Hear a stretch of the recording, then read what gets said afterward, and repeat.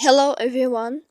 Today we will talk about how to fix or how to solve the problem of deactivate account on Gmail. To know how to fix or how to solve deactivate account on Gmail, you will click on settings. In this page you can click on apps, default apps, app settings. On above you can search about Gmail app and you can click. Here you can click on first stop and you can click OK. After that you'll enter to storage. Here you can click clear cache. In the end you can turn off your phone and you can turn on your phone again. So please don't forget to support us by like and subscribe.